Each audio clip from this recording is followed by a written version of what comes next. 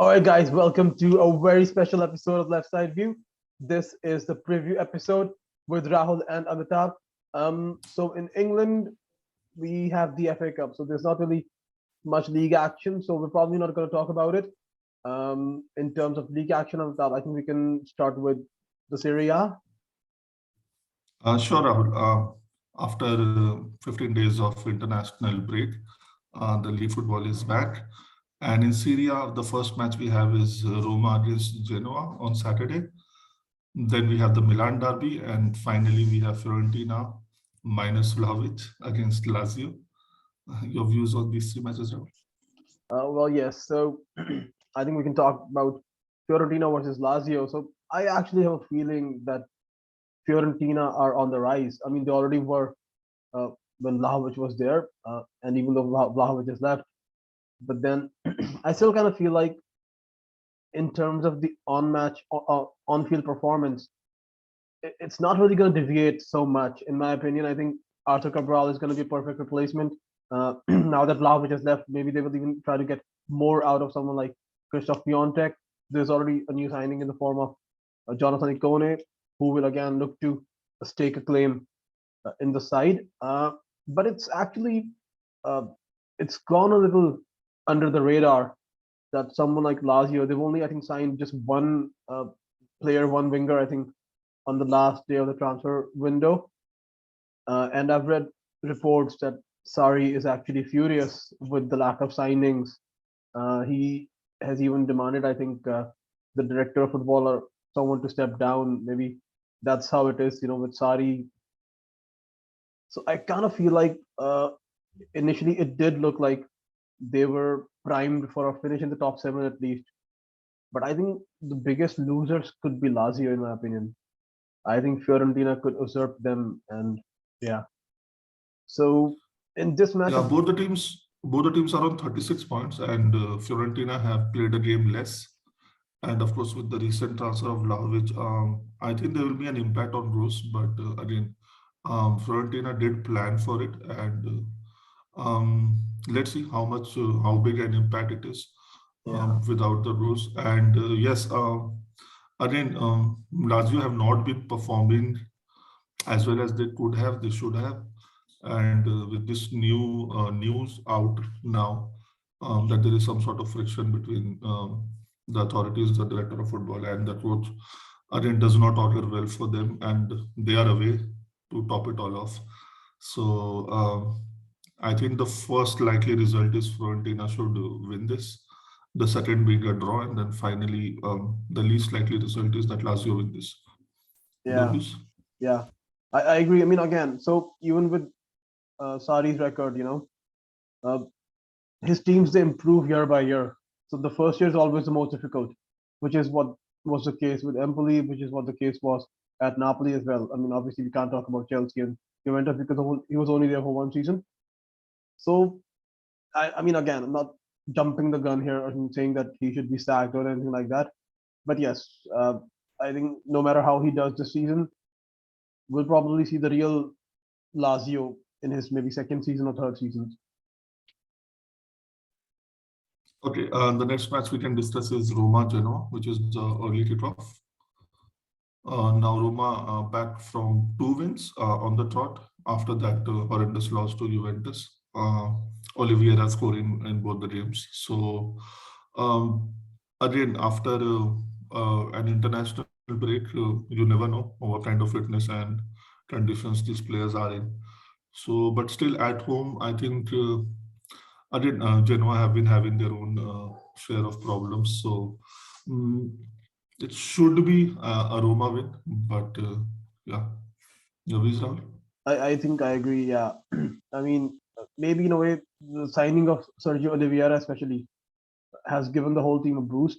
I mean, at least that's what it looked like before the international break. If that continues, then yes, we don't really see anybody else. But then again, like you said, it's a little tricky one because of the international break. You don't really know how the players, what situation, condition the players are in right now. Similarly, Genoa team manager, I think Alexander Blessin, he's had some time as well now on the training pitch. So let's see if that makes a difference. Um, Having said that, I think I was really surprised with Roma's last result there. I think victory over Empoli. I mean, they cruised to a 4-0 lead at the end of first half. So something that again I didn't really expect. Um, so yeah, on paper, I do think that Roma are the favorites. And finally, we have the small matter of the Milan derby on Saturday. Now again, such big matches, I think we have constantly stressed upon the fact that if these matches happen after a break, maybe both the teams are okay with a point. But given the scenario right now, Milan 4 points behind Inter, having played a game more, and I think they have to attack because if even if they draw this, again the difference becomes too big. And Inter, I don't think they know any other style right now. They will play on the offensive, and that comes naturally to them. That has been instilled in the team by the coach. So I hope it is a good match, but at the same time, also a little skeptical that maybe it's just a draw. Rahul? I don't really see anybody else winning it except for Inter Milan. I think they're just so ruthless. They've got such a great squad, such a big squad, and even now with the signings of Robin Gosens and Felipe Caicedo, even though I think Gosens is still not going to be fit enough, but even then, and again, the fact that they've got such a big squad, that only comes in handy because in Serie A you can make 5 substitutions, so they make full use of that rule. And again, AC Milan again without a few key players. I think Tamori could still feature. I'm not really sure. Uh, Zlatan is again injured, so yes, they've still got their issues. But against a team like Inter Milan, who are just so ruthless, and as soon as they get a chance, they score. And like you said, that the pressure is again on AC Milan because they need to win. Like for them, a draw is not really a good result. If they want to close down the gap, then they need to win. Yeah, and the biggest problem that at least I foresee for them is I don't know where the goals will come from, especially with Zlatan being injured. Yes, Giroud is a good substitute, but again, the forward line they have been playing well. Liao has played well in the past couple of weeks. Let's hope that they create a lot more chances and they convert some of them. Yeah, But again, yes, I have to also say that Inter are the favorites, yeah. to win this match. On Sunday, we have Atlanta against Cagliari. We have Venezia against Napoli and Juventus against Verona. I mean, these are the top teams in action on Sunday. Rahul, your views here? Well, we can talk about Juventus versus Hellas Verona. So Juventus, I think, is probably going to be a debut for Dusan Vlahovic, and I think he's going to score on his debut. Um, yeah, I think I gotta say, I mean, even before the international break, even before the signing of Vlahovic, Juventus were picking up a little bit of steam. So with the signing of Vlahovic, I think you've got to say that the whole squad, like his signing, is going to give the whole squad a little bit of boost. So yeah, I've got to say Juventus. Other than that, Napoli versus Venezia, Napoli away. So yeah, Napoli are the favorites. I think they're even though they're missing some key players, Koulibaly, Frank Zambo, Ungisa, but still they are grinding out results. So I see them doing that. Um, and Atlanta versus Cagliari. I think Atlanta gotta be the favorites. Um, Atlanta now that the signing of Jeremy Boga has also been confirmed. Uh, so yes, on paper as well. Even though like we've talked about this in the past, that their home form is not as good as their away form, but still I think again someone like Cagliari, because now they also know that they've got their hands full. The fact that all the other teams, or at least some of the other teams, have improved a lot. So they know that Fiorentina are also going to breathe down their shoulders. Uh, Even something like Juventus with the signing of Vlahovic, so they know that their third place is in jeopardy. I mean, or their place in the top four is in jeopardy. So they know that they can't afford to drop points. Yeah, even I think that it should be a relatively easy victory for all the three teams who are fighting for the top four spots. Moving on Saturday in the Bundesliga, we have Bayern Munich against Red Bull Leipzig. Rahul, your views here? Oh well, finally we've got a big game in Bundesliga. Yeah. So even though it's a big game, if you ask me who the favorites are, then obviously it's got to be Bayern Munich. But then there are some other elements. Julian Nagelsmann against his former club. Um, I, I'm under the impression that now at least Bayern Munich will have a lot of the players back that they didn't really have before due to COVID. So yes, but then again, then comes the question: even if they get their players back, what state of mind are they in? Like, are they fit enough to start? Are they fit enough to be on the bench? Or maybe let's say someone starts, but then because they're not really match fit, after 30 minutes, 45 minutes, we see a drop off in their performance. Whereas someone like Dominic Tedesco, he has been really good, at least uh, ever since they've come back from the winter break. So it could be a tricky match, but obviously Bayern are the favorites. What do you think?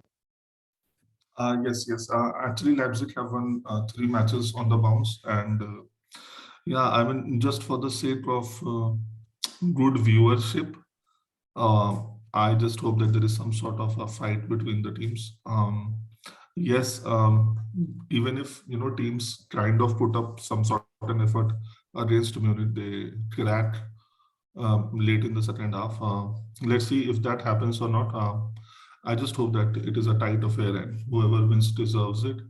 I've just seen too much of Bayern winning, and frankly, I'm bored of it. Yep. But yes, Bayern are the favorites. Having said all that, Bayern are the favorites for this match. On Sunday, we have Dortmund hosting Leverkusen. Rahul? Yeah, another big game. So, hmm, I think it did look like that this match could go anyway, because we've seen what it's been like in the transfer window. I think Dortmund have been surrounded a little by uh, the comments that Haaland made. But again, this match is at home for Dortmund, so they do have a good home record.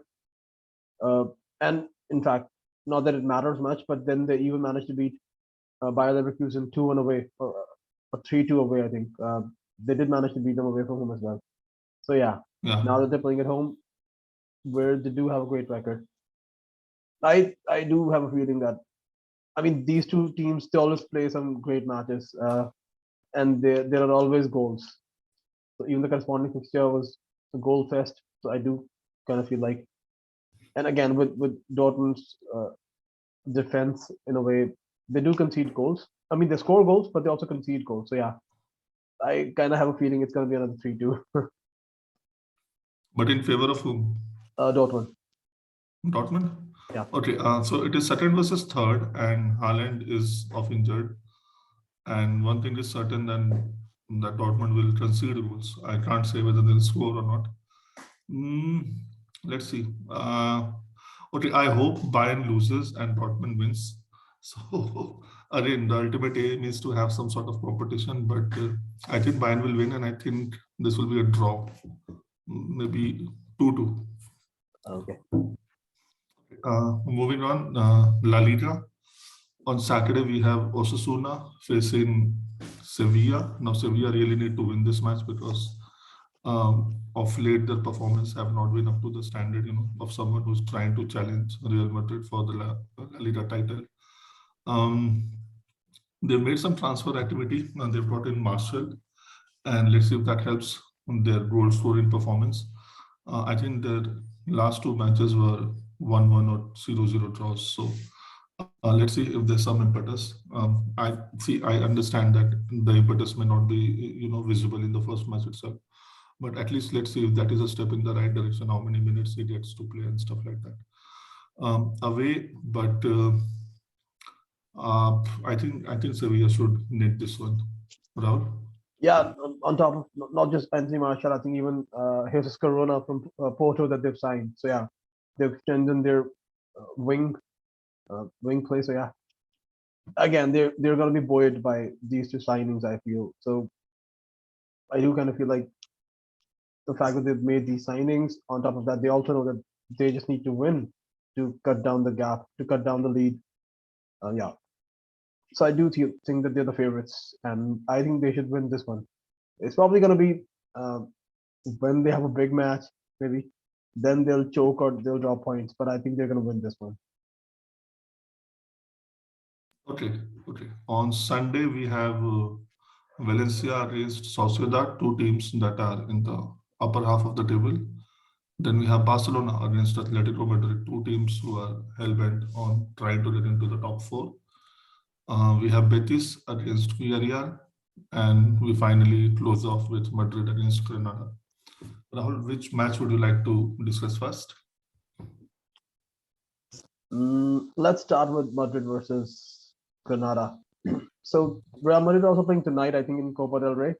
So Yes, in they that are. squad, Benzema is not included because obviously he got off injured. We talked about three strikers getting injured in the last podcast. So yeah, Benzema and Haaland, we would have talked about the two of them in today's podcast. So yeah, I think Benzema is not in today's squad, but I'm not really sure if he's going to be included in the squad to face Granada. Having said that, obviously, if Real Madrid can't beat Granada at home without Benzema, then I'm not really sure if they should be challenging for the title. So yeah, irrespective of the fact like whether Benzema is there or not, I think Real Madrid are the favorites at Santiago Bernabeu. I think Valencia Sociedad is again a close match. Uh, Jose Bordelas, I think he just instills this mentality uh, of tactical fouls, I guess. So especially uh, Valencia, especially at home, they are so difficult to beat. They actually got a draw against Sevilla as well. So I actually have a feeling it's going to be another draw. Uh, and other than that, um, well, I think the match that's obviously I'm excited about Barcelona versus Atletico, but then there's another match that could have huge implications on other teams, and that is Real Betis versus Villarreal. So I'll ask you, Amitabh, like you asked me about Serie A, so you have to tell me who's going to finish in the top four in La Liga. Yeah, I think it will be Sevilla, Madrid, Sevilla. Let me just have a look. Oh. Yeah, so like, who do you see dropping out? Is it going to be Real Betis? Is it going to be Atletico? Is it going to be Yeah, Barcelona? I think uh, Betis will fall. I mean, they have a 4 point and 5 point lead right now over Madrid, Atletico, and Barcelona, respectively. But the kind of signings that Barcelona have made, and I think the number of matches Atletico Madrid has played one match. I mean, both the teams have played one match is less. So it can be 1 point and 2 point if they Yeah, win their match in hand. yeah, So yeah, again, see, I think the experience factor becomes very crucial here.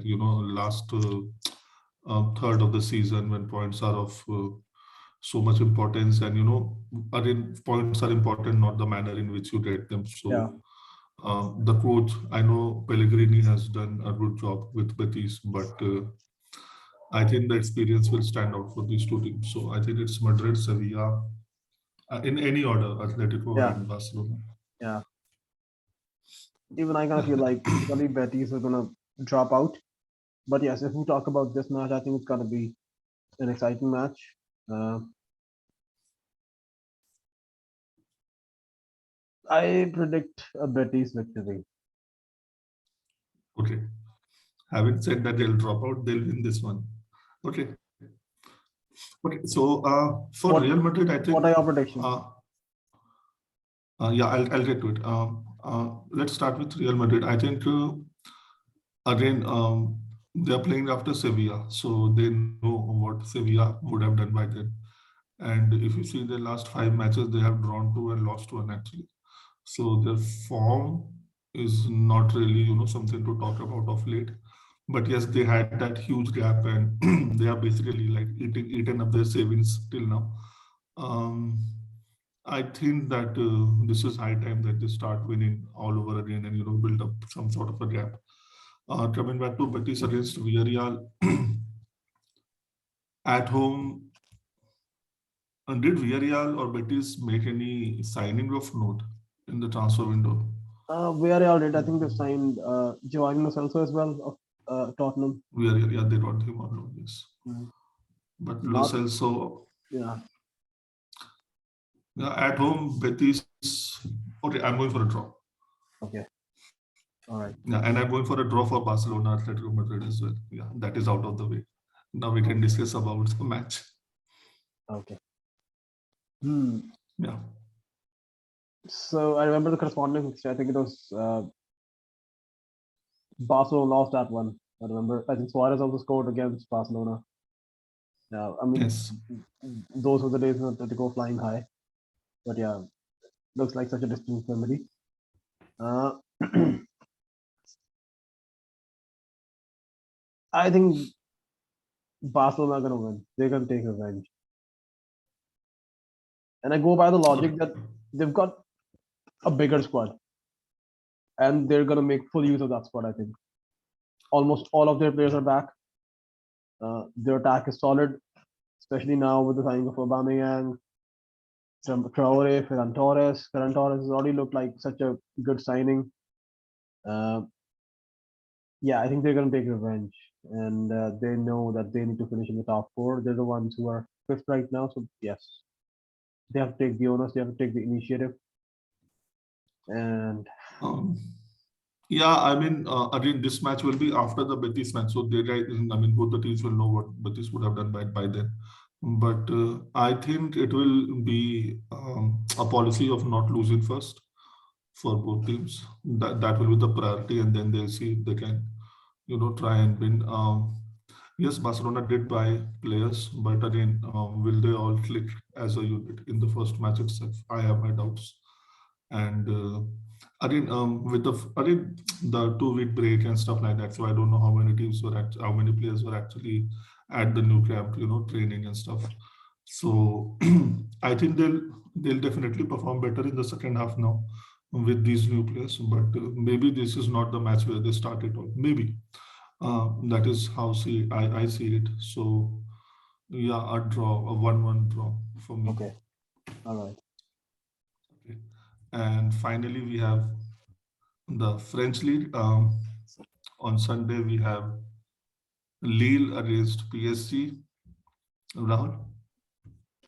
I mean, yeah. Before we talk about the match, I think we can talk about the rumor floating around that Pochettino has been informed that he's going to leave at the end of the season. Maybe there are also rumors of an agreement with Zinedine Zidane. And again, I think maybe there is some truth to these rumors, maybe not. Uh, but the fact that again, I think on Monday or Tuesday they lost to Nice in some cup final on Yeah, there's penalty. also this rumor that Mbappe has signed a pre-contract with Real Yeah, Madrid. yeah. And quite fascinatingly, it was not AS or Marca who reported it. It was Bild from Germany. Mm. So yeah, I mean, since you were talking about rumors, please go ahead. Yeah.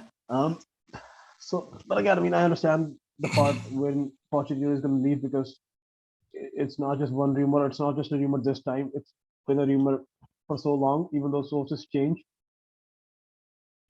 So yes, on top of the fact that they lost to Nice, I mean, I just don't like. I've never felt that Pochettino is actually a good fit at a club like PSG because again, when he was at Tottenham, he never had to deal with such huge personalities. But now that he's got to deal with someone like Neymar, Mbappe, PSG, Neymar, Mbappe, and Messi, he is struggling in a way. So yeah, someone like Zidane would actually make a lot of sense. Someone who's already been at Real Madrid, dealt with personalities, huge egos like Sergio Ramos, Cristiano Ronaldo. I mean, even now he's gonna have Sergio Ramos. But again, if you've dealt with Ronaldo, then you can at least deal with Messi. So yeah, in this match, but then that's the thing. Like, even if PSG lose, what difference does it make? Like, they're still gonna be 7 points ahead. So that's the only thing. If the points were tied, I guess, then we could say that yes, they need to win. I okay, let's predict a PSG win. I think they're gonna win. Yeah. Wow, it took you a long time to get there. Yeah. Lille is actually 11th in the league, and they're 21 points behind PSG. And when you were talking about egos, I mean, let's not underestimate someone like Angel Di Maria or Rabiot, right? And yeah, I mean, there's always this feeling that maybe if Pochettino had, waited a little longer, he would have gotten the manager job straight away. But I mean, especially after their exit, see, there has been like a friction between. I mean, the whole hierarchy is haywire at PSG. Yeah, I mean, any coach will be there. There'll be friction between the players and the club authorities and stuff.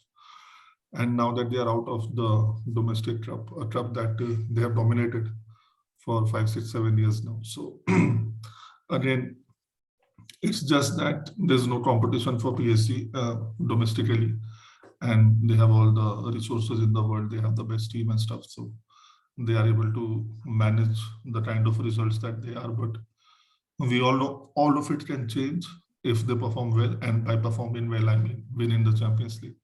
If they somehow manage to do that, and of course there is a possibility before the matches are played. Um, I think everything will be swept under the carpet. But again, somehow I don't see that happening either. So Pochettino to United, and the funniest thing is United is a mess of its own. So it's not like you are coming to a very pleasant work environment when we talk about Manchester United. So they have their own politics, they have their own challenges, gimmicks going on. So yeah, all the best to Pochettino, man. Maybe he's punching above his weight. Yeah. We never know. Yeah. Yeah, I think with that we come to the end of our podcast.